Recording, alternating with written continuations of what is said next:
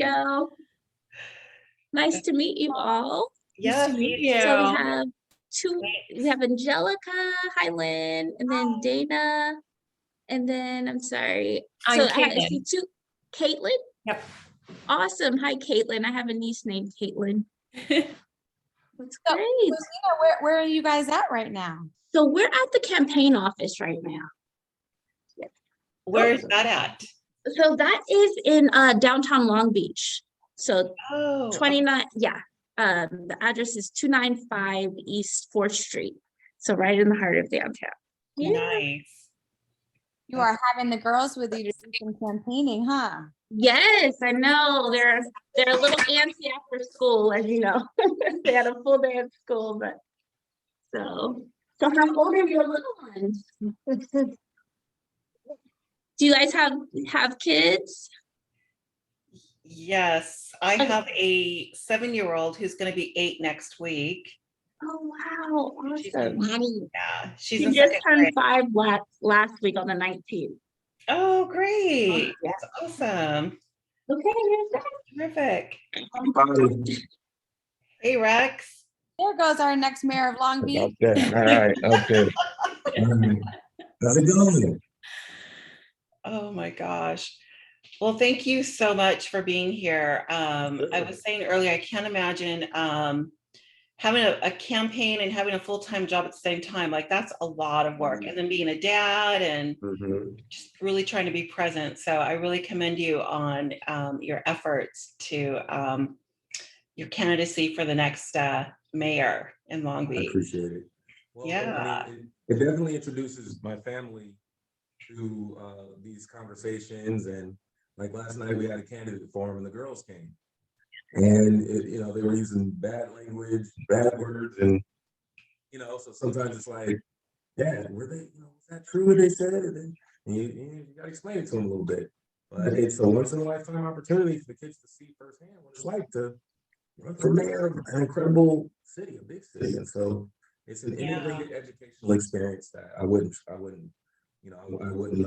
downplay. It's a real opportunity. Rex, I'm having a hard time hearing you. Is your microphone up all the way or? Check. Can you hear me? It's a little bit softer. Is it just me or is it everybody else too? It does sound a little muffled. Yeah. Rex, sir, you just may need to speak a little louder. Check. That's a little better. Is that better? Yeah, but Nina sounds real clear. Oh. I think it's because she's in the middle. Oh, maybe. Yeah. Yeah. That's what it is. Yeah, this room echoes a little bit, so too. Might be an echo.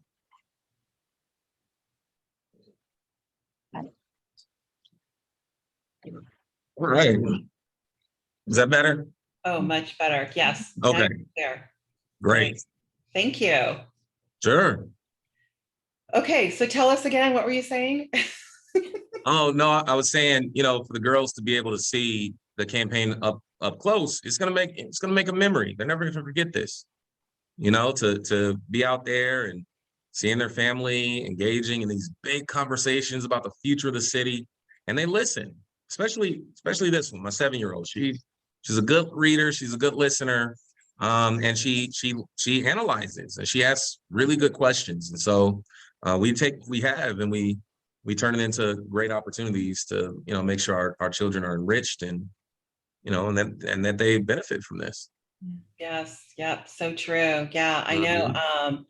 My daughter's been asking a lot of questions too. So, because she watches on TV, there's always, in Paw Patrol, there's a mayor and, in all those little cartoons, little kids know who the mayor is and the responsibilities, but, it's like, it's a big opportunity to really be the next leader of our city. And it is a serious opportunity. And here's the thing, I don't do this lightly. I look at the composition of our city council. I look at the challenges that our city is facing, and I feel compelled to step forward because, we're going to have to work together. Like the city council and the mayor has no vote. Your job is to inspire the council to move together behind a vision. And I believe that I've demonstrated that through some very difficult moments. I mean, when we were, dealing with unrest in our streets, I was the one sending out the tweets and saying, pick up the glass and the brooms and let's get out in the next morning and sweep it up.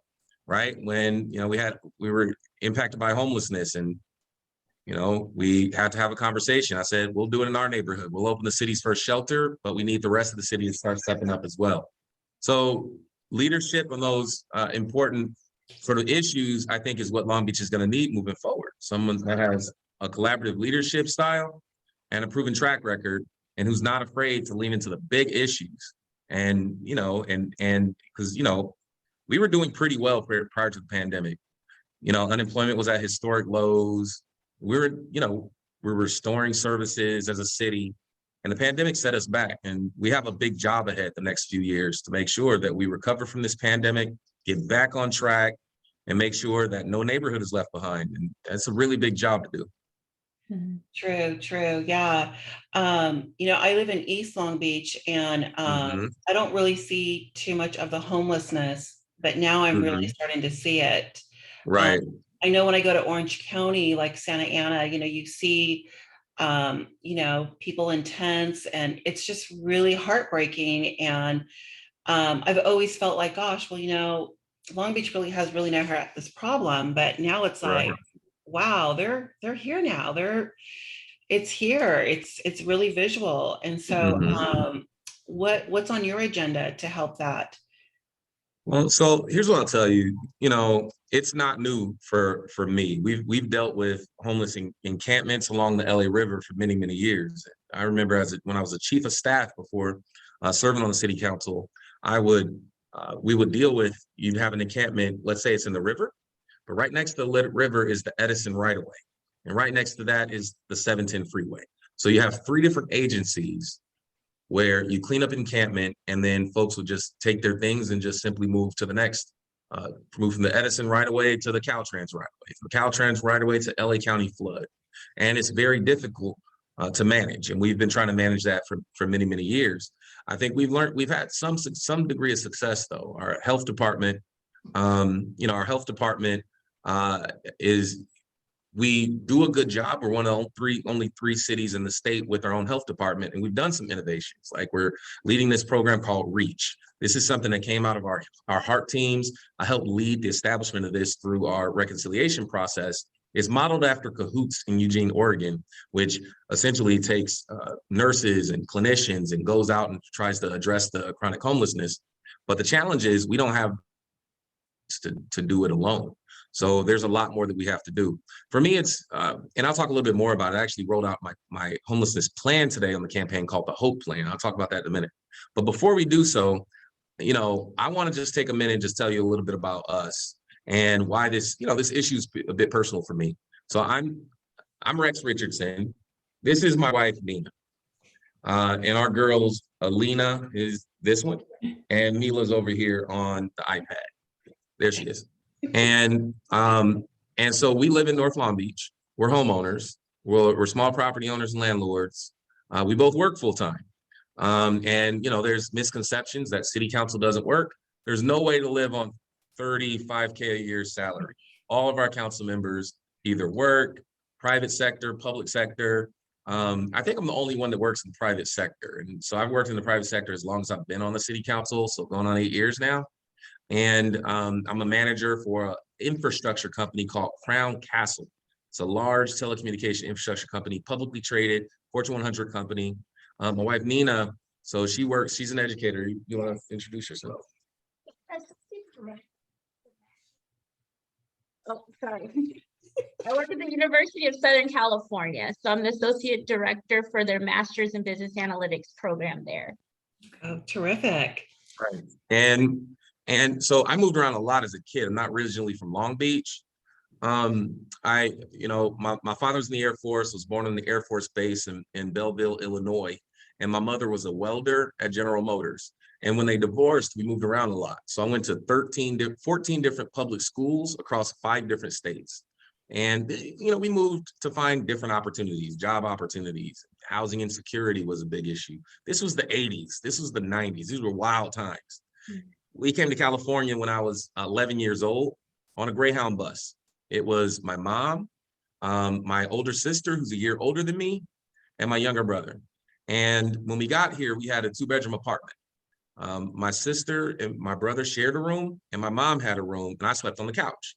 And we worked hard. You know, I was taught to, you know, always work hard, get an education. Nobody can ever take it away from you. That's the pathway to the middle class. So we were ingrained with, hey, get here, put down roots.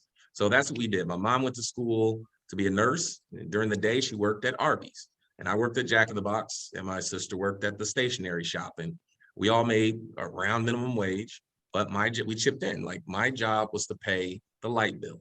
My sister's job was to pay the phone bill, and my mom paid the rent. But we all went to school to turn our lives around. And that's what we did. My mother became a nurse. My sister and I both went to college as first generation college students. I was student body president at Cal State Dominguez Hills. It's where I met my wife. And then I also got involved in student government. I met Leon Panetta, who is former chief of staff to Bill Clinton, who has an institute in Monterey Bay called the Leon and Sylvia Panetta Institute, where they take student leaders and they talk to them about public service, what service means, what advocacy means. And I was inspired. And so I wanted to serve. I wanted to help others. I was really good at it. So after student body president, my first job out of college was to be a community organizer, just like Barack Obama. I was drinking all the Kool-Aid. So I became a community organizer. I got an apartment in Bixby Knolls, $900 a month. My first job as an organizer was at Cal State Long Beach for the California Faculty Association. So I was helping professors, right? And, you know, one thing leads to another. I ended up getting a job after my work as an organizer. I ended up getting a job with the city of Long Beach as chief of staff to the council member in North Long Beach, and Steve Neal, who was recently elected. Now, I bought my home when I was 25 in North Long Beach. And what I found was that we were missing some basic things. We're the only district without a library, without a bank. We were the only district without a Starbucks. We didn't even have a paramedic. So our response times were 3 minutes slower than the rest of the city. I'll tell you, that wasn't acceptable for me. This is the place I want, you know, I'm putting down roots. I moved around a lot. This is where I'm gonna stay. So we got to work. And, you know, we started focus on the basics. We built the Michelle Obama Neighborhood Library. You know, that's made an incredible impact in our community. We've seen literacy rates improve. Our kids love the library. You know, it was sad to see when the pandemic happened and things began to close and weeds began to grow. It was really sad. So I'm really happy to see us coming out of this. You know, we were able to build community centers. We built 2, the Doris Topsy Elbert Community Center and the Ron Arias Health Equity Center. We also restored open space. The DeForest Park Nature Center is in the 9th district, but the 40 acres extends all the way into the 8th district. So we've actually provided open space to 2 council districts, 40 acres of open space. And we've done other things, like we built the first bank in the district. You know, we didn't have a place to meet and have a cup of coffee with a neighbor. So we built 4 Starbucks, and we built 3. So we now have 4, because there's one inside of a Target and another one on the way, but just got redistricted out of our district. But I'm taking credit for that Starbucks, because we fought hard for that. We brought 13 restaurants to North Long Beach during the pandemic.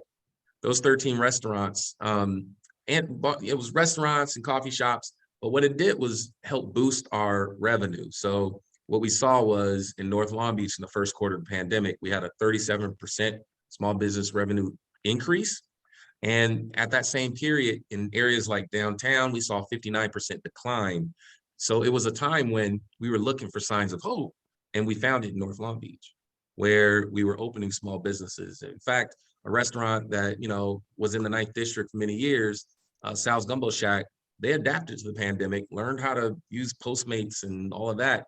They actually opened their 2nd location during the pandemic. So Sal's Gumbo Shack now has Sal's 2 in Bixby Knolls. So there's some, you know, good stories to tell. Now, let me connect that back to this homeless issue, right? It's personal for me because I moved around a lot. I know what it's like to be housing insecure. You know, when I was a kid, we were taught to pray. I would get on my knees as a kid and pray for my same school friends in school next year as I had this year. Well, as a kid, I'm talking about stability. I didn't know it was stability. I didn't know it was housing insecurity I was talking about. But as an adult, I recognize it because the majority of families in our city are housing burdened, which means they're paying between 30 and 50% of their income on their rent or their housing payment. There are too many families that are living just one crisis away from being on the street. We do a lot of work around homelessness, but the fact is there are more people entering homelessness at a faster pace than the services that we can provide. So what we're going to have to do is address this in many ways. One, we're going to have to lean into housing. We haven't produced housing that's affordable for people, not at the degree that we need to. We stopped producing housing at that scale when redevelopment ended in 2013. Redevelopment was the city's biggest tool for affordable housing production. We had it for decades. And in 2013, the governor eliminated redevelopment. That was $25 to $30 million dedicated to affordable housing production and preservation that got taken away in 2013. And so here we are 9 years later, and we're seeing the impacts of not keeping up with that. So that's one thing we have to do. Two, we have to do outreach, localized outreach. We have our reach teams, we have just 2 of them. We want to see more outreach take place. The way we do that is we need to make sure we have local plans. So for example, what's our homeless plan downtown? It doesn't exist. Well, how do we expect businesses to locate downtown and tourists to come join us if we don't have a plan to manage it and conduct the outreach that's necessary? What about the LA River? What about our parks? What about North Long Beach? So we need plans that are tailored to those local communities that factor in, business improvement district strategies, that factor like the Bixby Knolls Business Improvement District or the 2nd Street Belmont Shore Business Improvement District. So we factor those resources in with the city's resources and whatever local service providers are in that area, because you can do an analysis and see what's missing. Where are the gaps in service in your neighborhood? So in North Long Beach, say we have the Atlantic Bridge community, that might be the anchor for us. But what if you don't have shelter in your community? What's your strategy? The next part is pathways. We have to make sure that we give people pathways into the middle class. For me, it was buying a home at 25. So when I was 25, I took advantage of President Obama's tax credit that provided $8,000 to buy a home for a down payment. And I took advantage of that when I was 25. I bought a home in North Long Beach. Well, the most significant barrier to home ownership today is that down payment, because the homes they're more expensive now. You can qualify with a fairly low credit score nowadays for a mortgage, but you're gonna have a high payment and you won't be able to make the down payment. And so we have to get back to down payment assistance for renters in our city to get into home ownership. So this is something we're already doing. I just proposed $3 million out of our recovery funds to go into helping people make that transition right now. And so we have an RFP on the street today for an operator of our new down payment assistance program in Long Beach to help renters become homeowners so that our children have an opportunity to do what I was able to do, or what many of us were been able to do. We need to also make sure that we have pathways for the services that people need.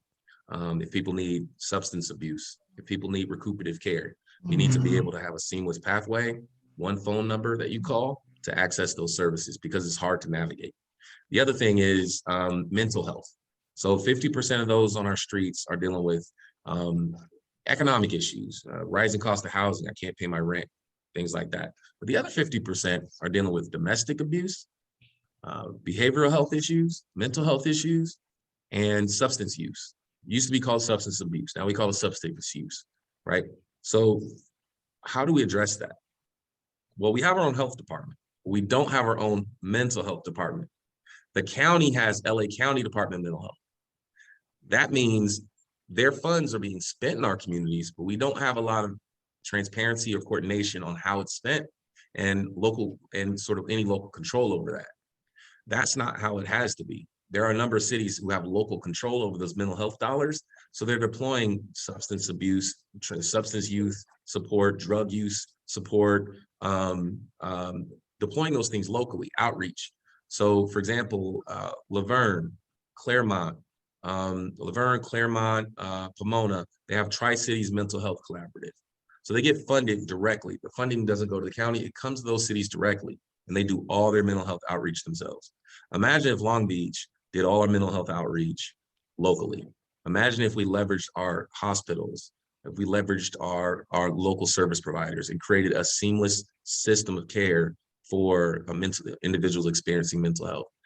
Imagine if you just, if we just had more outreach and awareness on how to recognize mental health issues in our communities, because we have local control over it.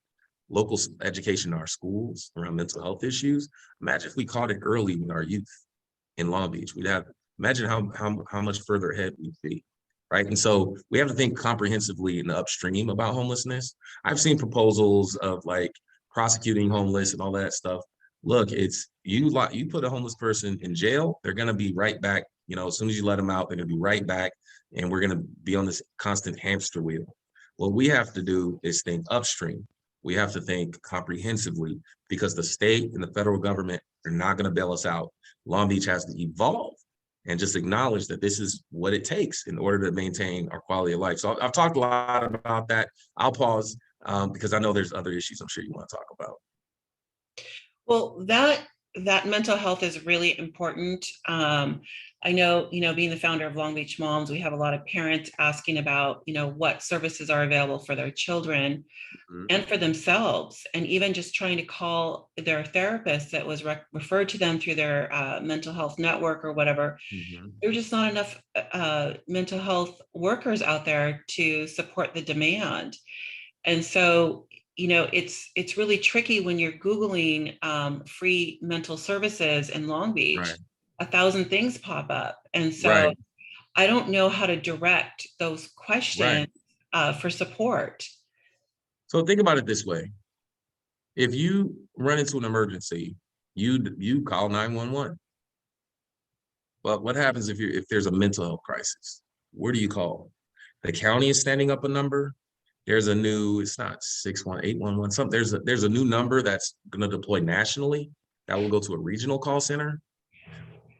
We have our own call center right here in Long Beach. We should make sure that all of those mental health calls come to our local continuum of care, and that we have mental health services and outreach services directly related to that. It's hard to navigate even if you have resources. I'll give you an example. My younger brother, when I was 17, I got a college acceptance letter, right? That was my experience. I worked hard for it. I got it. When my little brother turned 17, he had a different experience. He went to a party when he was 17, and he got shot. He got shot in the back, and he was rushed to Long Beach Memorial. He survived, but he took a different trajectory, and he got addicted to drugs, and it exacerbated mental health issues. And so he's one of the folks we talk about when we talk about the chronic homeless with mental health issues. It's my little brother, right? When he's doing well, he comes home, right? Comes home to my house and he cleans up. We won't see him for months, and he'll be, he'll be in tunnels and in, different things like that. Now, my family, we've done okay. We all own homes. We're in a position to help. We've tried to navigate how to get him the care that he needs. And it is difficult even for us. Even I'm an elected official, and I tell you, it's hard for me to navigate. Imagine if you don't have access. Imagine if you don't have phone numbers to every elected leader in the county. How difficult it is for you. The average person needs help navigating this, because there are brothers and sisters out there on the street. Everyone has a name. Everyone has a story. Each of those people, they have people who care about them, many of them. But it's hard to navigate. I'm supportive of some of the things the state is looking into.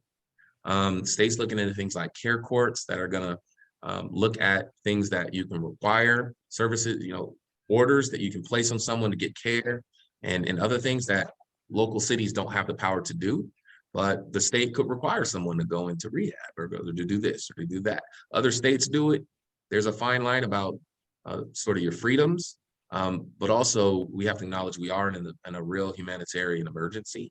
And so we need to think about what that means in terms of getting people the care that they need. Right. One of our viewers said maybe the number is 211 to call. Maybe the number hasn't rolled out yet. It hasn't rolled out yet. There's an effort to roll out a number. It might be 201. I'll tell you what, we'll follow up And when we find out what that is, but it's not available yet. There's going to be a national rollout. And those calls would actually not come to us, but we need to talk about like how we stand it up, because it doesn't need to be 911. We don't need our police officers and firefighters doing that work. We need them responding to you and responding to calls for service. But we do need, one right now we call our a multi-service center, but that's not open 24/7. And so you get a voicemail. This will be a 24/7 line. And so we need to make sure it's integrated with our system. It's essential that we localize mental health services. It's critical. I had a conversation just today with Supervisor Janice Hahn about this very issue, because we're moving on this right now, this discussion on localizing mental health. I started a roundtable with the county and all of our hospitals and mental health providers at the end of last year to begin scoping out what this looks like. And people are looking for leadership, right? They want Long Beach to step up and be that city that gets it right. Because if we get it, we're big enough to be significant, everyone pays attention, but we're still small enough to be nimble and not take too long to get something done. And so I look forward to working with Janice Hahn. She's endorsed my campaign for mayor because we worked together to open the city's first municipal shelter, the Atlantic Bridge community, which is open.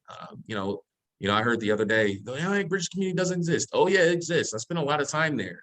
It exists and it's got a bright future. We acquired the site. We could have just leased it, but we acquired it because now we're going to build a whole new sort of comprehensive campus to serve homelessness, and we'll have like different levels of housing and services and clinics and job training, all those things on site. So we spent the additional money to buy the facility, and so we're rolling out some initial plans very soon. But I'll tell you, Supervisor Hahn has endorsed my campaign and 2 other members of the Board of Supervisors. Here's why that's key. Anything we do around localized mental health, we will need support from the Board of Supervisors. And so I've engaged with them on different levels. When I was president of Southern California Association of Governments, which is the largest NPO in America, I served with the chair of the Board of Supervisors, Holly Mitchell. And we talked about regional issues. And so when you put all those things together, we think about how is the next mayor, what qualities we need in the next mayor. I think we need someone who's going to be serious about getting it done and has the relationships to make it happen, and who people like working with. So that, this is going to be a hard time we're going to go through. We're going to need to be optimistic. We're going to have to work really hard to get it done. I'll also say that, we're not starting from scratch. These aren't just promises. I've released my economic recovery plan. And just today I released our HOPE plan, which I talked about earlier, which is our homelessness and housing plan. In the weeks to come, we have more plans, concrete plans for people to review and look at. So, I don't want people to say I have to make my decision for the next mayor is based off of a text message or a random phone call. I want you to look at our strategies and our plans and who signs off on our plans and our strategies. Like, Seiji Steinmetz, chair of economics, Cal State Long Beach, helped lead my economic policy platform. And so these are credible. He leads a number of the economic efforts across town. We have small businesses participate in all of that. If you look at our homelessness and housing plan, you'll see folks like Brian DeAndrea, the executive director of Century Villages Cabrillo. You'll also see Elise Buick, who's the executive director or the president of the United Way, who invests more resources in LA County into homelessness than any other agency. And they're both saying, hey, these are the things that we need to do to really turn this stuff around. And so Long Beach, I think they need a mayor that's ready on day one to, have the plans and the strategies to make a real meaningful difference. That's incredible. That's really inspiring to hear. I personally have taken a tour of the Century Village, and it was shocking that, I've been in Long Beach for like 12 years and I had no idea that existed. Right. So again, they're transforming lives. They're transforming lives over there. Yeah, absolutely. So what's going on with our water shortage, here in SoCal? How is that going to affect our water bills directly? I mean, I'm a consumer. I like water. So. Right. Well, I'll tell you, California is a desert and it's not going anywhere, this drought. We have to, we're going to have to really commit to, all the conservation efforts. I had an opportunity, when I first started getting involved in local government, which I'm a nerd. I love local government. And so I'll go look into the things that most people have never heard of. For example, you ever heard of the Salton Sea? Yes, I have. The Salton Sea is literally a lake that evaporated. And because it evaporated, it is worsening our air quality across Southern California due to the drought. Our air quality is worse. That also you're seeing impacts of climate change accelerating air quality. You're talking about water issues and climate issues impacting air quality and life expectancy. It's all connected, right? So we have to think really think comprehensively. The role of local government has changed. We can't just be we're just going to stick to, the basics. We're going to just trim trees and all that. Guess what? There won't be any trees because we won't be able to water them. We have to think much more comprehensively. And so, yeah, our city needs to be a leader on climate action. Our city needs to be a leader on water conservation. It's about adapting. Our city's adapting to become a modern 21st century city that is resilient. The definition of resiliency, I'd say, when I first started getting involved, because my first job, again, was the chief of staff to Councilman Steve Neal. And, when we talk about resiliency as a city, a lot of times we talked about seismic safety. We would talk about having reserves in the budget. We talk about resiliency now. You're talking about climate resiliency. You're talking about, we're dealing with a once in a century health pandemic. So we're talking resiliency as it relates to public health and having capacity to do vaccinations and all those things, having public health capacity to be able to make a judgment call on whether to open or close a business. We didn't think we had to do that. All of that is related to resiliency. We saw our downtown close and services across the whole city were furloughed. So that showed that our finances have to be more resilient. We can't just balance our budget just based on how well downtown does, because when downtown goes down, all of our services went down. And so there's sort of a new way that we have to think about resiliency as a city. And it's not just us. Most major American cities are leaning into it now, right? They're leaning into these discussions now. So with water conservation, we have to do our part. It may be a bit more expensive. We'll do all that we can to make sure we keep our water rates low. We have some great water commissioners in Long Beach. We also have a number of groundwater agencies that people don't know about that they make a difference, like our water replenishment district. We have our metropolitan water district.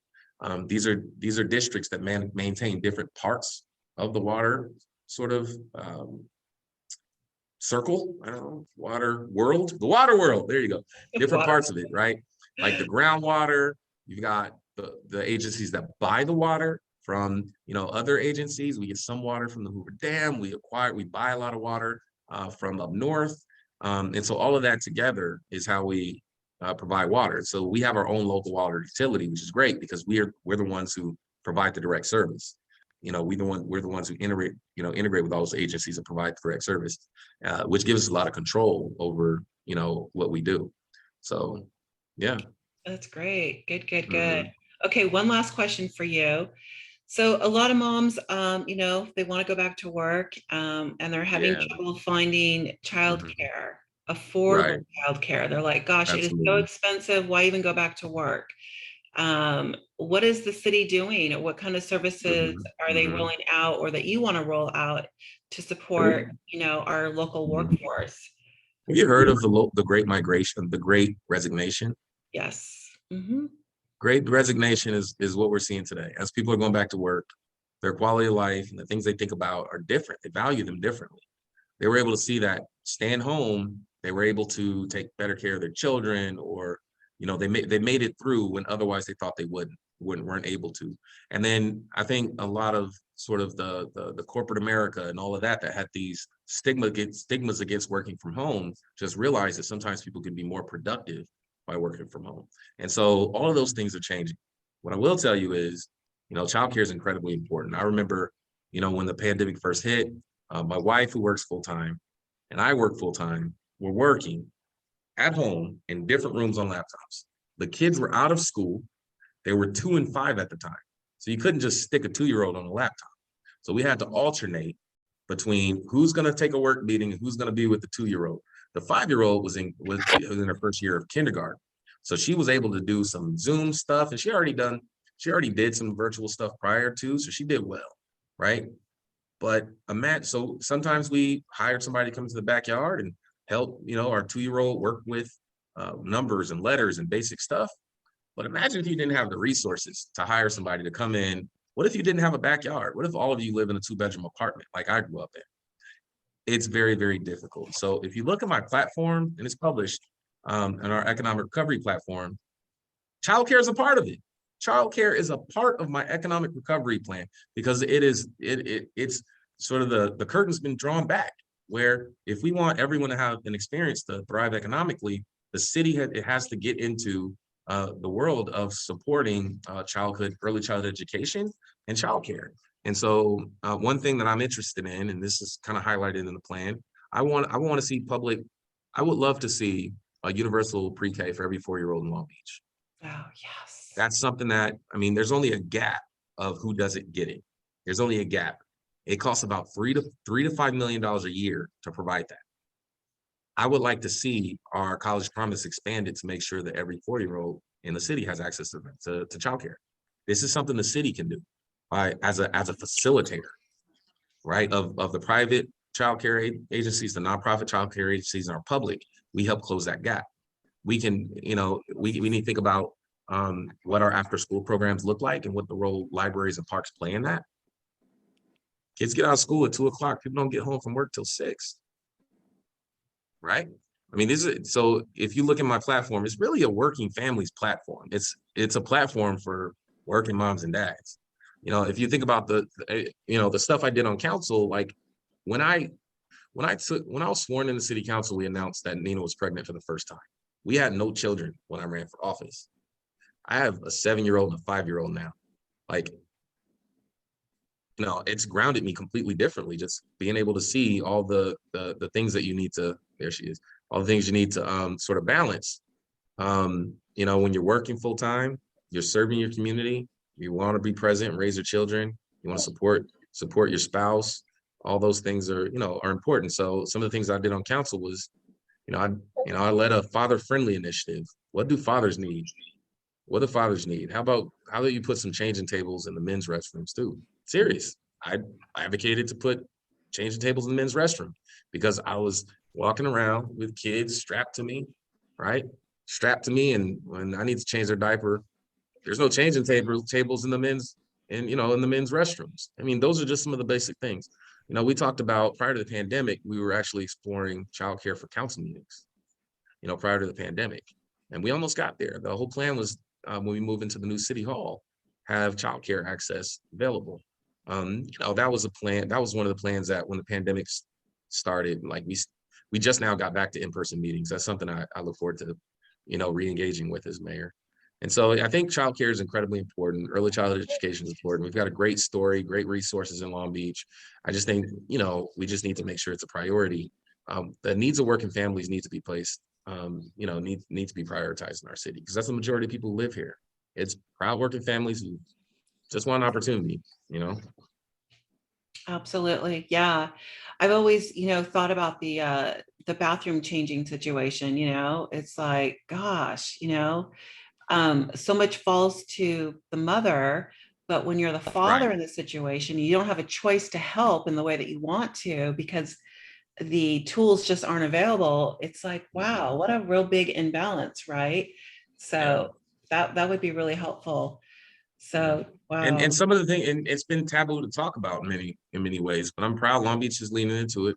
We in our we have a Fundamentals of Fatherhood program. It's in my district. It's anchored at the new Ron Arias Center that I just opened about a month ago in the district. But the program's been going for about 5 years now. And we talk about things like mental health support for dads. Men don't talk about mental health. We talk about it in Long Beach. Yeah. The last thing you want is to not be able to recognize when there's a problem and provide support, and then it leads to things down the line. Domestic violence, and criminal justice. All of these things because you didn't get to acknowledge what the stressors were early on, or we actually are placing job services, reentry services at Houghton Park at the Ron Arias Health Equity Center. So you'll have Fundamentals of Fatherhood initiative in the same building as workforce services and the same building as a sexual health clinic. Oh, wow. Right? Because in the same facility, a clinic where you have nurses like providing direct service in the same facility, in the community, walking distance, right? That's how we have to think about when we talk about resiliency, the types of supports that you need in the community to have a truly healthy community. That's the way we have to think. So like my 5-year-old just got her vaccination. I was able to go right to Houghton Park, walk her right into our new community center, doors Topsy Elbert, get her shot, right? 2 days ago. The services are available in our communities. That's the kind of community, I mean, I'm proud of that stuff. That's what we need across the city, you know? And we have to have a resilient enough city to be able to pay for it and be able to, you know, get our leaders to agree on things. Collaborative leadership style, it matters. That is really wonderful to hear, Rex. Wow, I love that.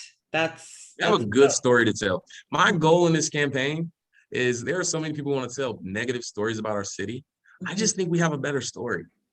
You know, people, yes, we've gotten a lot of, you know, there's been a lot these past couple of years, like since the pandemic, that have gone wrong. That's true.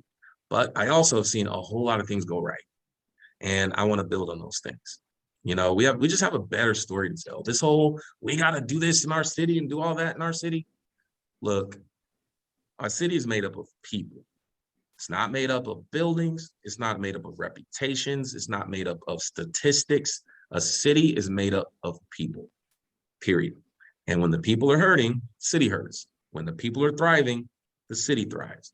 We have to be focused on the conditions of the people who live here. Are they healthy? Are they safe? Are they thriving? Do they have what they need? Can our city provide those things in a way that is responsible? That's how we have to think about a city. When you move to a city, you want to know that the city has your back, that you're safe in the city, right? It's a covenant that government provides to the people in their city. If you move to a community and you don't feel connected to it, and you don't feel like they have your back, then you're not a part of that community. You're not going to take care of that community and nurture that community the way you would if you know that that community has a set of values and a covenant that prioritizes every resident, a common standard of living for everyone. Like that is how you truly build a city for everyone. It's by committing to that. It's not okay for just some of us to thrive. We need all of us to thrive, or at least let that be our goal. So Rex, what are your top 3 values? What should we say about you? What are we going to remember you by? Well, my story, I didn't get where I am and financially and economically and have this, family and have a position to serve if it had not been for my faith. So what you should know is that Rex is a man of faith. Secondly, you should know that Rex is a man of his family. That's my top priority.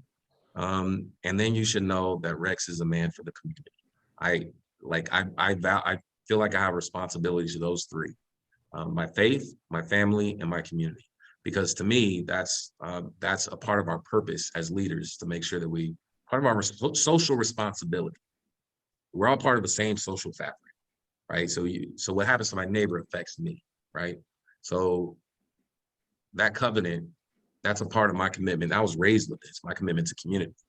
So it's true. I mean, I moved here when I was on that Greyhound bus. I came from Alabama. That's where my mother's from. Small town, but my interesting story. I took my wife back there and showed her for my grandfather's funeral. And I showed her how he was buried next to his father, was buried next to his father. And they go back since sharecropping. They acquired 640 acres. They built the local church. They built the local store.